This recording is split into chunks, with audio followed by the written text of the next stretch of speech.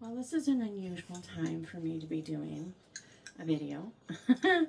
So the light's going to start coming in, and who knows what that's going to do to the lighting on this video, but I wasn't going to do one tonight, this morning, depending on how you want to look at it. It's Monday morning officially, but I haven't gone to sleep yet, so for me it's still Sunday. And but I have to be at my daughter's house before 7, because at 7 o'clock I have a meeting with I believe it's the ACFW chapter in Wisconsin somewhere.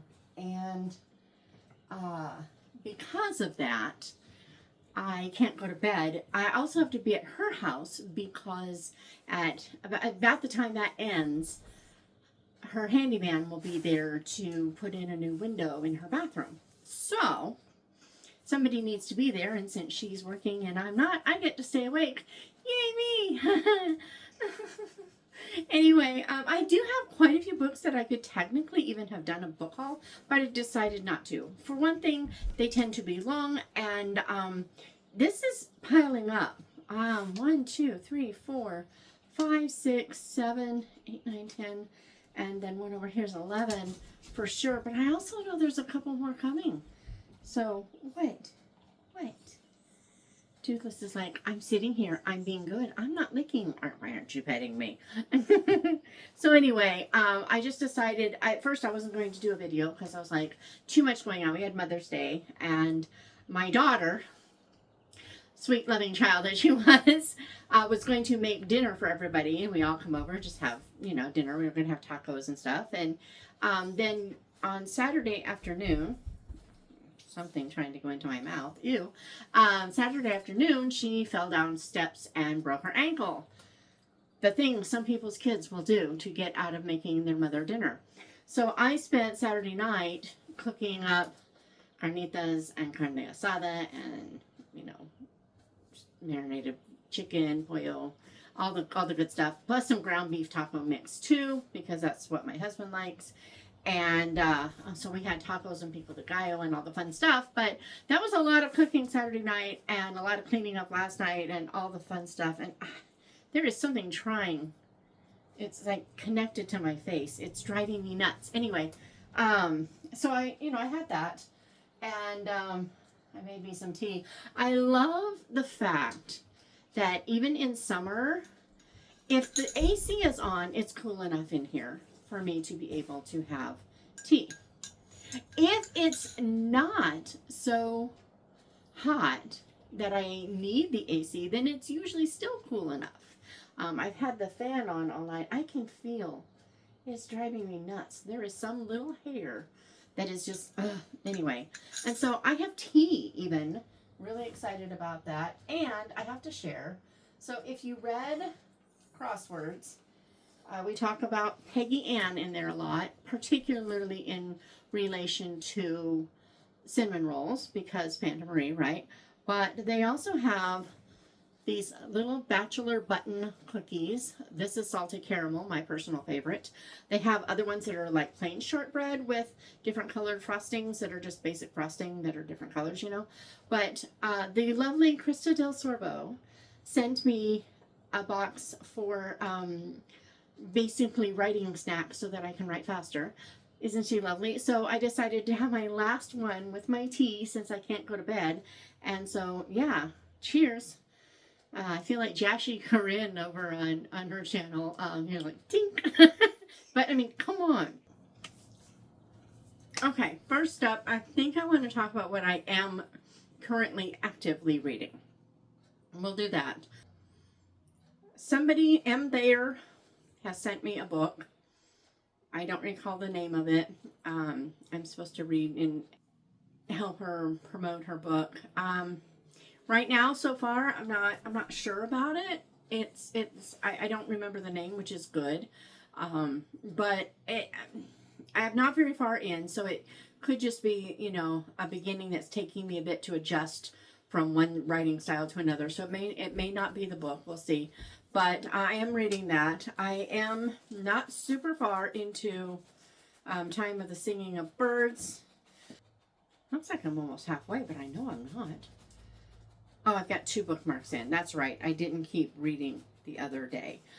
And right now, things are really kicking off. Up till this point, we're getting to know the guy. He's returning home, and we're getting a feel for where stuff is going. But now, I started reading the next chapter, and it opens with an explosion. I did also have to buy some archival tape because the dust jacket was just scaring me too much, and I couldn't find mine, so the dust jacket got a fix. My new dust jacket covers, because I don't know where all of the ones that I had, rolls of them, I don't know where they all went. I have a feeling they got tossed in one of the room moves, so I bought some more, because I'm like, if there is anything that will make something show up, it's buying it again. So that was one thing. Fun fact, though. So I talked to Melanie Dobson on the podcast last week, I think it was. Her Via Bell, something Via Bell,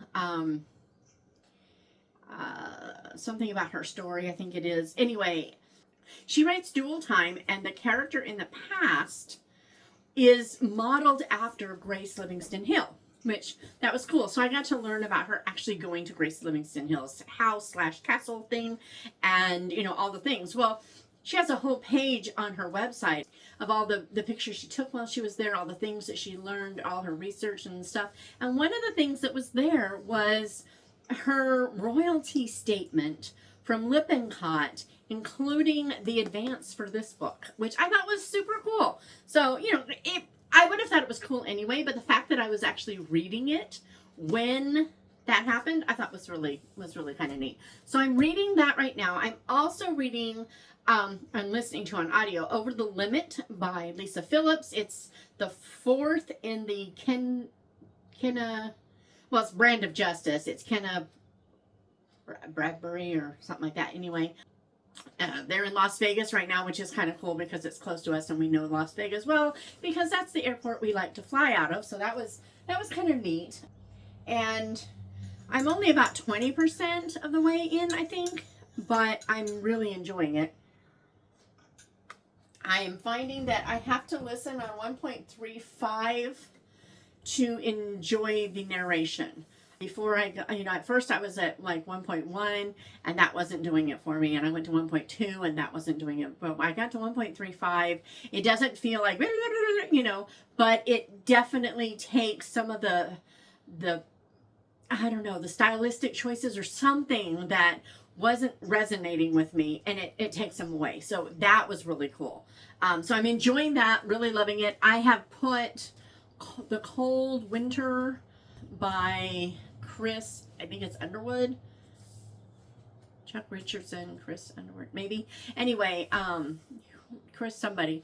I have the books over there, the paperbacks that I ordered, but I have put that on hold. I think I'm going to have to physically read them instead of listen to them because after I ran across a few words, I will do better with those words if they're in my eyeballs instead of in my ears. I can skim over them easier.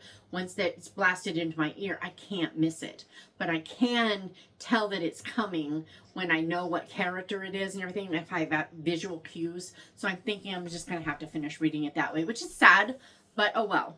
We're good. So I've got that one and that one going, and that's all that I'm actively listening to / reading. I'm still updating every day, trying to find, Death on the Night Train to Verona. It still hasn't come out, but I'm watching it.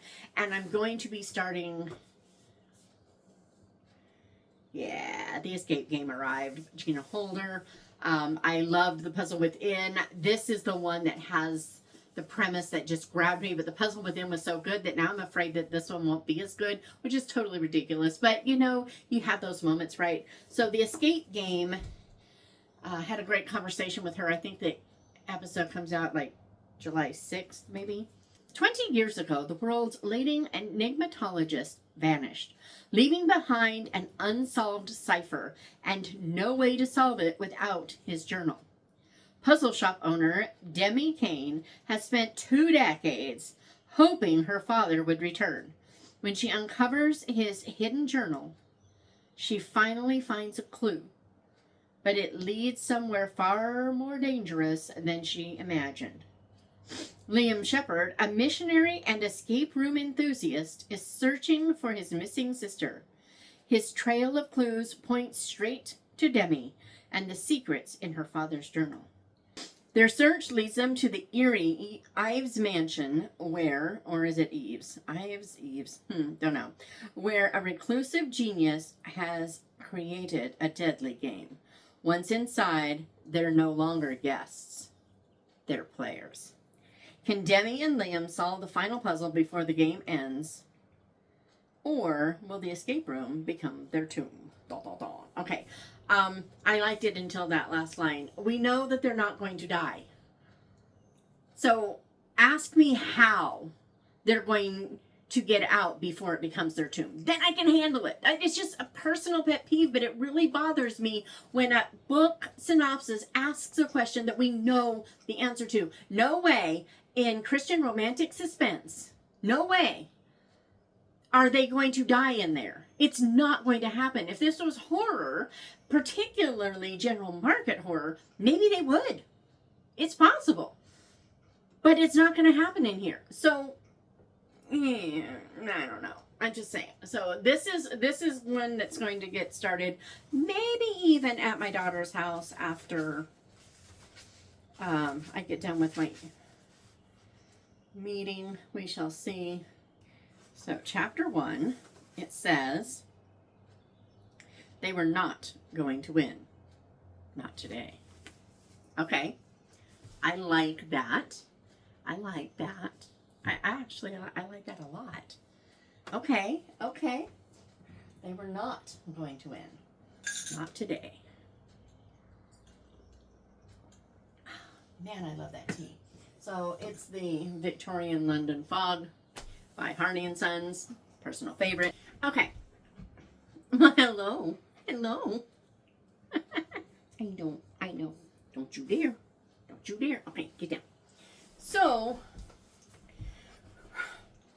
I finished three books this week, I think. Or 4. I think it was 4. Okay, let's go with the ones that I can remember first. I finished The Afternoon Tea Murders by Helena Dixon. This is part of the Secret Detective Agency. And in this one, oh my. Okay, I figured out who it was right away. I thought it was... I think my laptop is going to fall, so I'm going to go save it. Be right back. Crisis averted and toothless returned. So,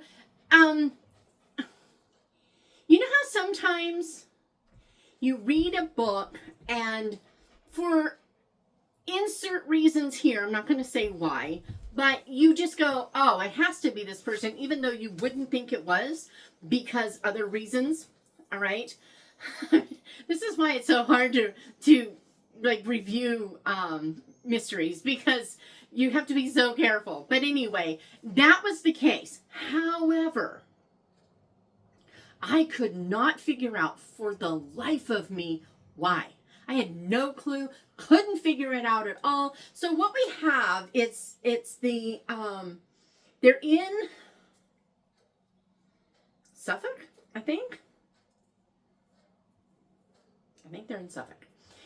Or was that another book? I'm pretty sure it's this one. Anyway, and it's one of those big old mansions that that the government has requisitioned, and they are trying to find all these codes and ciphers, and they're trying. What they can't figure out is, I'm going to move my tea over here. So what they can't figure out is how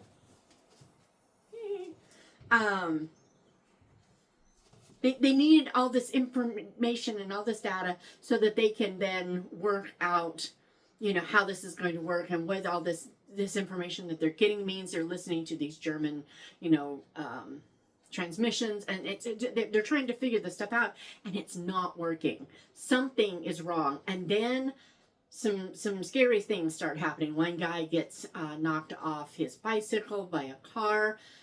Something else happened really bad. Can't remember what it was. And then when Arthur's valet, Benson, comes to see her to ask for help, without his knowledge, mind you, you know it's bad, right? And so when he comes, he's followed. And so he has to go through, you know, some shenanigans so that they can't figure out where he's going, right?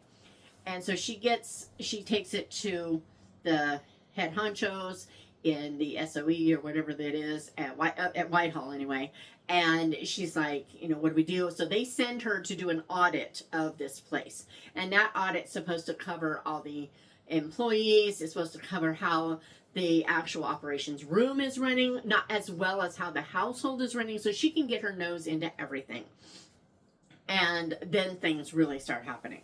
All the things. And then someone dies. And then someone else dies. And you're just going, whoa. And it's what they did a really good job. So the person responsible for all this really made it reasonable to assume that Jane, who is the one going there, she's Arthur's partner in the secret detective agency, right? When she gets there and they find this dead person, and then other things happen, it always points to her. She looks guilty. And let's face it, nothing happens like that. Nothing serious. Nobody dies until she arrives. And what she does when they find this body and everything is highly suspicious. So this person really, really does a good job of making her look like she's guilty. And so that was really good. But I did not figure out, and this is, I can't say what I want to say, but I will say that there are reasons why sometimes binging books one after the other is really good, and other times it's really bad. And that's all I can say. I can't even tell you which one because reasons. But I really liked the fact that I kind of assumed I was wrong because I could not find a reason at all. And when I found out the reason, I was like, oh.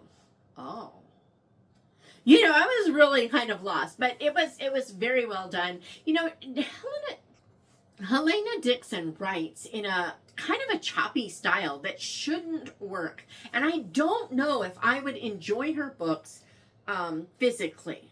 I wonder if it wouldn't be too jarring because she writes in very short clipped sentences often. And so it can be really almost bullet point like when you're listening even. But it works somehow kind of like Things We Didn't Say by Amy Lynn Green. The audio on that one, the narrator, I don't enjoy her, but she worked for that book. She worked really well. And I actually thought that she had adjusted her narration style to that book, to that character, and then ran across another one of hers and realized, no, I actually don't like her as a narrator. I just like her as a narrator on that book because it really works well for that one. But anyway, so The Afternoon Tea Murders, I loved it, gave it 5 stars because if I love a book, it gets 5 stars, period. It doesn't have to be Dostoevsky to warrant, 5 stars for me. If I love it, done. And, 6 months later, I might read it again and go, yeah, it was okay. It's 3. Doesn't matter. Today, I loved it, so it got 5. All right, next up is the St. Mary Cipher, part of the Homefront Sleuths. Again, loved it. 5 stars all the way.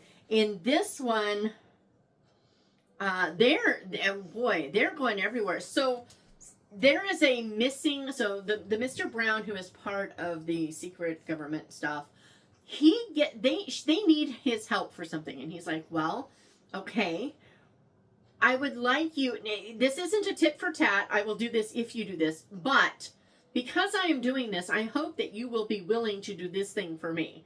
And so they end up actually going over to France. I mean, they have to sneak in. They're basically spies. They have to go into a German, headquarters and try to free somebody. It's crazy what's going on there.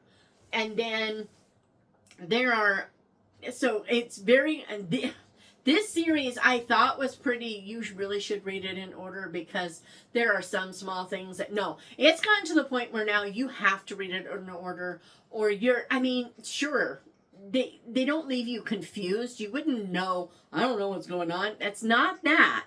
But it's massive spoilers if you go back. So you can pull any book out if you're only going to read one, and you're not going to be lost as far as I can tell. But you will, if you go back, you're going to know stuff, and that's going to be no fun. So there is something going on. Things are happening, and all the people in town there, they have to really work together to figure out what's happening and try to prevent all the bad things. And I really can't say more because it's all a spoiler. I mean, it was constant. Something was happening and somebody was in danger, and what are we going to do? And they're trying to figure this stuff out. And it was fabulous. I truly, truly loved it. And I will say, I miscalled something. In those books, there tends to be more than one person who is guilty of something. And I really thought someone was totally guilty of something. I just wasn't sure, what it was. Is it this thing here, or is it just that thing there, or is it this other thing over here? But I really thought that person was absolutely guilty. And nope, I was wrong. Other things, yes, absolutely. I nailed some of the other ones, but I would have arrested the wrong person for part of the problem, and that would have been bad. And I had a good case laid out. So it's like, well, I was wrong. What can I say? And then I finished Jill Koller, Heart of a Bowman, and this is going to be quite the discussion. So strap in, and if you don't want to hear all the things, just know that this is a fabulous world and a wonderful story and characters that you really enjoy, and they're trying to save not just the one kingdom. There's 4 kingdoms here. They're not just trying to save one. They're trying to save not just the 3 against the ones they think that are after them, but also they're trying to save an entire way of life, even while recognizing that certain aspects aren't how they should be, which I thought was pretty cool. So anyway, 5 stars, fantasy, YA without the angst. Thank you. I mean, they have issues. But it's not just the, whiny, ugh. I don't handle YA angst very well, and it's not really in here. Okay, so first up, let's talk world building. This is the spire, and this is the horizon. The horizon doesn't go this way, it goes this way. She is the princess of the 2nd tier on the spire, and he is a bowman for her father, and he has no idea that she is the princess for almost the entire book. Just saying. And that just makes everything interesting. So her sister's getting married. They go to this lower tier for this engagement thing. And her sister introduces her as her lady in waiting. So Tess is suddenly a lady in waiting instead of a princess. And because she does that, nobody knows. So because she does that, the sister thinks that she will be able to talk to other servants and find out about this guy that the sister is marrying. That's the whole premise there. But she goes out after, just part of the whole, party and everything. She goes out just to get away. She has been brought up, the guy who teaches the Bowman. He has taught her how to shoot. She's been given lots of freedom as the king's daughter. You know, she's has a lot of freedom, so she's not really interested in all things court. So in a sense, she's kind of got that not like other girls thing going on here, which I shouldn't like. But something about the way Koller did it worked. So she's off in the orchard, just having a high old time. Colt sees her out there and is like, what's going on? And he follows. And about the time that they meet up, everything goes south. The castle is attacked. And he has been complaining about the fact that the guy in charge has pulled away all the military. And and now the castle's attacked. And so they're hiding out, and he figures out that he's got to get to the king of their tier. He just doesn't realize it's her father. So they go on this epic adventure to get to there to try to warn the king and all the things. That's the basic story. They got to warn the king, they got to get back, and they got to rescue this tier from the invaders. And I'm not going to go into more than that. That's not really a spoiler. I think you get as much of that from the back. Okay. So this world, it's vertical. My brain, when I think about it outside the book, my brain pictures them having to like stand this way and like, because it feels like it should be like that. Because if it's all vertical here, then where, you know, but it doesn't when you're reading it. When you're reading it, everything works. But it's so well thought out. The way the horizon goes, the way they have this hoist that carries things between tiers. The lighter than aircraft are forbidden because it is too easy to manipulate the markets and whatnot. These tiers are very interdependent on each other. So there's 4 distinct kingdoms, 4 distinct tiers, but they need each other. And they want to keep it that way. They think that's the best way. But they do have lighter than aircraft. It's basically ships with, you know, the big Zeppelin balloon type things over it. They call them blimpoons, I think. And they're used by pirates, which they call mist raiders. And his friend that he grew up with, they were both bowmen until the friend left the Corps. His friend has one, doesn't use it much, but he has one. But his friend is a pirate. And then, you know, at some point they all need to kind of know each other. But each tier has its things. Hers has what they call blade spar, which is some sort of really fascinating metal. And she thinks her father is being unjust with how it's used. She doesn't think that the way her father is hoarding it and whatnot is right. And, you know, he finds that pretty much treasonous and is not really impressed with the way that she talks about it, which I think is hilarious. But, you know, there's other ones that, you know, I know there was like silkworms that came from the desert. Just a lot of different things. But the world building is just so very consistent. I mean, I could picture rivers running through this thing where, if you think about it, a river eventually usually gets to a sea, right? But it's going to have to run all the way down and like spill off or something. I don't know.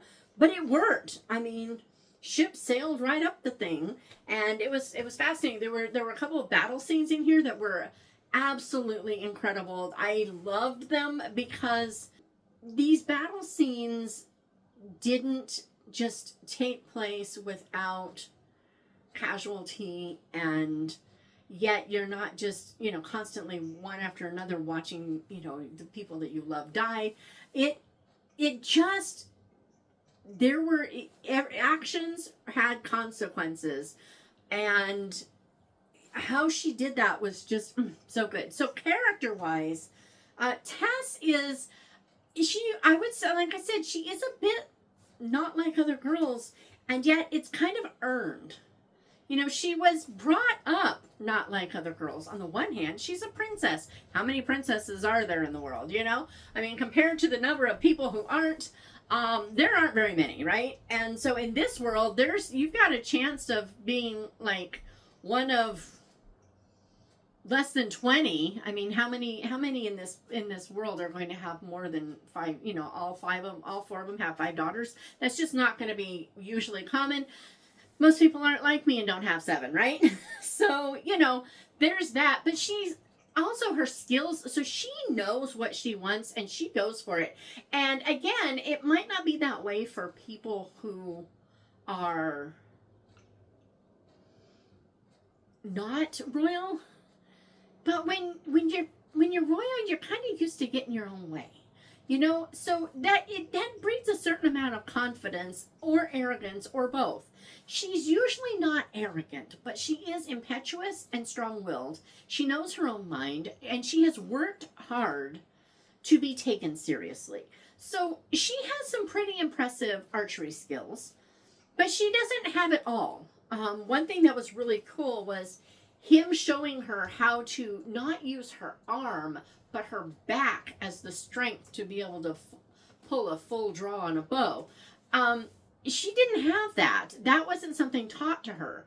But once she learned how to pull it back with the back muscles instead of with the arm muscles, you know, she developed a much stronger pull and much stronger draw, and everything was good, right?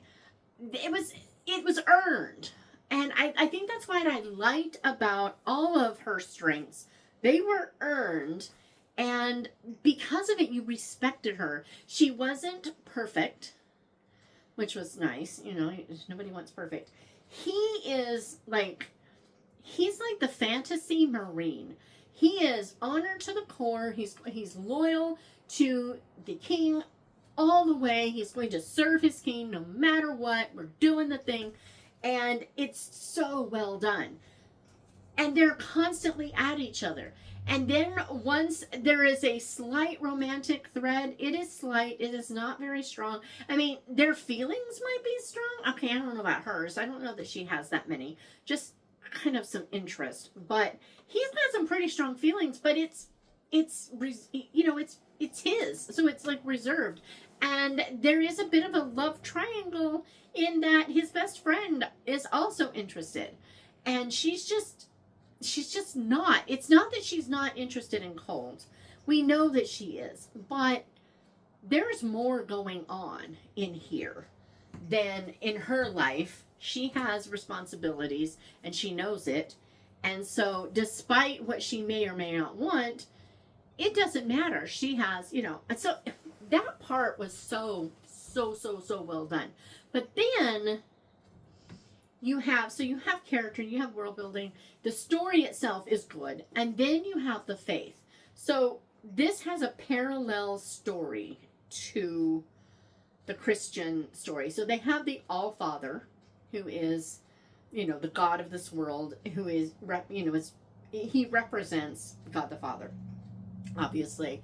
And then you have the Free Faller, who is Jesus. And the Free Faller, there is one spot on this spire, just one, that if you fall off, you won't hit anything else on the way down. You will just plunge to your death in the sea below. And to sacrifice himself for others, he allowed himself to be pushed off, and then 3 days later he rose again. So there is, and there was a prophecy, and it's all there, and it was so very, very, very well done. I highly recommend listening to the podcast episode when it comes out. I don't think it's going to be out for a few more weeks, but her telling the story of why she wrote it and all the things, just so good. The worst part about this book has one huge, horrible, glaring flaw. Still give it 5 stars, but I gotta wait a year to read the next one. I don't want to wait. That's just the worst. I'm just like not ready to have to wait for the next one, but that's okay. I'll be all right. I will be fine. It'll be okay. But yeah, 5 stars all the way. It's not that there weren't tiny things about it that didn't sit well. Occasionally the word choice felt odd. So because this isn't our world, there is no time period for this. So any word choice should be fine. It really should. She doesn't like try to fill us full of like medieval or old Englishy sounding, dark ages stuff. There's no mayhaps in here anywhere. Thank you, Jesus. I do have a problem with the overuse of mayhap in some historical stuff, and some fantasy stuff. That's one word that I'm just like, really? So that wasn't a problem at all. There's no time. I mean, we get the feel that it might be, comparable to our pirate, glory days, so that would have been what, 16th, 17th centuries. You kind of get the feel, maybe 18th century, you kind of get the feel that it might be similar-ish, but it's not even our world. So there's really no reason to complain. But there were a couple of times where a word jumped out and it just jarred. One in particular, for sure, without a doubt, was when she said, I don't know, it might have been him. One of them said, that is totally insert whatever. And totally sounded just incredibly 21st century. And which is crazy because we said it, we said it Valley Girl style back in the 80s, like totally, but it's been around for a long time, but still it felt very late 20th, early 21st century. And not that there are any centuries that this belongs to, but there were just a couple words that did kind of jump out and go, maybe not. But other than that was really my only complaint. It was fast paced without feeling rushed. It was well written. The world building, just everything. I just loved it, and I'm just so happy that I got it. I need to find a way to bribe her to give me the next one before it goes to print. I don't know how I'm going to do that, but if I can figure it out, I am. Okay, guys, I totally forgot a book. Of course I did. Because this is me and this is what I do. And if I'm looking at all the wrong directions, I'm sorry, because I'm at my daughter's house in her guest room, just did an interview, but I forgot about Ribbons of Guilt by Laura Thomas. I said I read 4 books, and I did. Ribbons of Guilt is the third book in the Bite of Betrayal series. Okay, there are 3 sisters, and the first book dealt with the oldest. The second book dealt with one of a pair of twins, Sophie. And then this third book deals with Harriet, who is the other twin. She has been in all the books, and she is she's married with a child. And I can't say a lot about the story because everything in this story is a spoiler. Literally everything. And I feel like I'm bouncing this camera all over the place. I'm sorry. I don't have a tripod. I'm literally holding it. My hand's already getting tired. So quick rundown. It is fast paced. It has great focus on marriage, and the marriage is in trouble. We saw that in the second book. And in this third one, we're seeing a little bit more about why, and we're seeing the bad decisions that they're making that is making it worse. And we're seeing the moment where they decide, maybe we need to fight for this, but do we really? If it can go wrong, it does. And so good. It takes you on a wild ride, both literally and literarily. It was so good. And in this series, every time something goes wrong, this mom is a way better mother than I will ever be, because they're like, Mom, we're fine. You're good. They're in England. Mom is in Canada. Mom is ready to get on a plane the second the slightest thing goes wrong. She's going to be there for her kids. And I'm like, yeah, I'm not that mom. My kid tells me not to come. I'm not coming unless I know without a doubt that it doesn't matter what the kid wants. I need to be there. And even then, if I get there and they say, Mom, go home, I'm going home. I'm not going to just insist on it. But because this character is the way she is, the fact that she has been this way in all of these books, even though she's so far removed. I mean, how often are parents like removed? I mean, these are adults. These are, these women in their 30s, but because of that, the mom has been a part of these books, even though she's far away. And the fourth book is about her. So it's not, like token.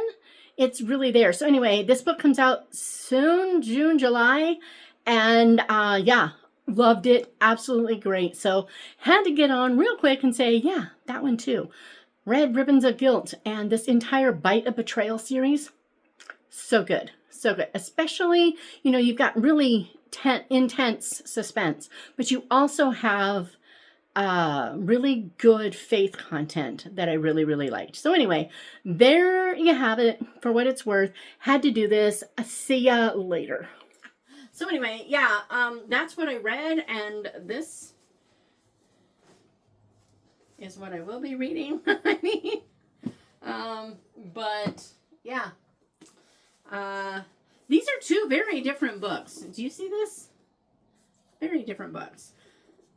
Christian contemporary romantic suspense and historical post-World War II romance. Okay. But anyway, what did you read? Oh, did you have some great fun things? Do let me know. I have the same ones over there. I have the Warsaw Sisters. I have the I do have to go to the library tomorrow. Tomorrow I have a luncheon for my daughter. She's getting some award at college. And afterwards I have to go to the library because that story of Rose something, whatever that I said last week, it's in. So I need to go get that. But Squire's Tale, they're all over there. There's that D.E. Stevenson, Music in the Hills, I think is the one. But those are the ones from the next book tag I need to finish. This one, I don't know if that was a part of it or not. I don't care. This one is definitely going on the am reading list. So anyway, who was it? Beautiful Minutia. She did an A to Z tag. So my idea was to do the entire A to Z tag instead of pulling stuff off my bookshelves, actually show books that I want from A to Z. I thought that would be a fun twist on it, but instead I decided to reward myself for going through all of my books to do this A to Z thing. If I can't find a letter, and I'm only leaving off articles, so A, N, and the. Those can be pulled off. The rest of everything else, the first letter, no last names, nothing. First letter. And if I cannot find one that starts with the first letter, if I can find one that I want to own, I can buy it. That's going to be my thing. If I don't have one on one of my shelves, I can buy it. So that's coming, I think, on Friday. I think that's what I'm going to do. I've just got to spend a few hours here and there this week pulling the books in, because 26 books. I'm going to do my best to go quickly and just do a quick one-sentence synopsis, because 26 books is going to be a lot. And if I don't find one, I also have to have the time to find a book that I want to buy. So, yeah. I think it's going to be fun. So anyway, that's what's coming, and I hope you have a great week. I only read the 4 books, but I had a great reading week, and I'm looking forward to this week. I will definitely finish Over the Limit and probably Time of the Singing of Birds. I suspect the Escape Game, but who knows. I will see you guys later.